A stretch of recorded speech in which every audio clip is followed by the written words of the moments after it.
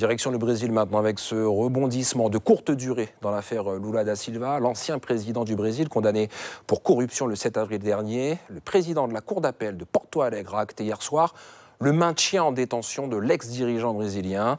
Un peu plus tôt, un autre magistrat, Rogério Favretto, avait purement et simplement ordonné sa mise en liberté. Afin d'y voir plus clair, Jean-Pierre Caram est avec nous. Bonsoir Jean-Pierre. Bonsoir Anthony. Merci d'être sur notre plateau. Vous êtes en charge pour la première de la coopération régionale avec le Brésil. Que pouvez-vous nous apprendre sur la situation au Brésil en ce moment ? Un dimanche très agité, Anthony. C'est ce que les Brésiliens ont vécu hier, car au-delà des incessantes querelles politiques, juges et procureurs fédéraux se sont livrés à une bataille juridique sans précédent. Point de départ, une nouvelle demande de libération pour l'ex-président Lula, déposée cette fois par un groupe de députés et sénateurs il y a quelques semaines. Leur argument fait état que Lula, bien qu'il soit en train de purger une peine de 12 ans de prison, n'a pas perdu ses droits et qu'il est encore autorisé à préparer librement son élection présidentielle d'octobre, tant que le tribunal électoral n'a pas statué sur la totalité des prétendants à la magistrature suprême. Argument jugé recevable hier, contre toute attente, par le procureur fédéral d'astreinte, Favretto.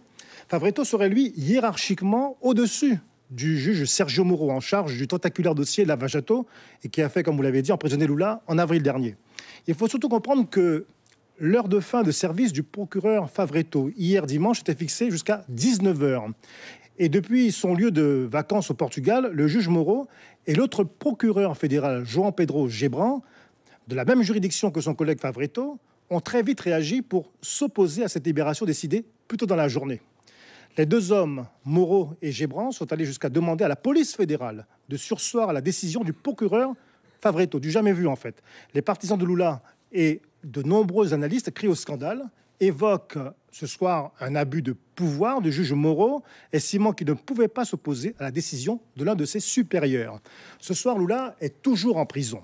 Il règne un flou total compte tenu du calendrier électoral. Lula, sans faire campagne et le moindre discours depuis 3 mois, continue de caracoler en tête de tous les sondages, de toutes les enquêtes d'opinion. Allons-nous assister maintenant, ou dans les prochains jours, à un nouveau bras de fer politico-juridique ? La Cour suprême, par la voix de Carmen Lucia, plutôt embarrassée par ces derniers soubresauts, est juste intervenue pour réclamer le respect des procédures. Il est fort probable qu'un nouvel arbitrage sera rendu très prochainement. La deuxième quinzaine de juillet s'annonce très perturbé, très mouvementé au Brésil. Et Lula, en prison ou pas, restera, croyez-le moi, au centre des débats. Merci beaucoup Jean-Pierre Caram pour toutes ces précisions.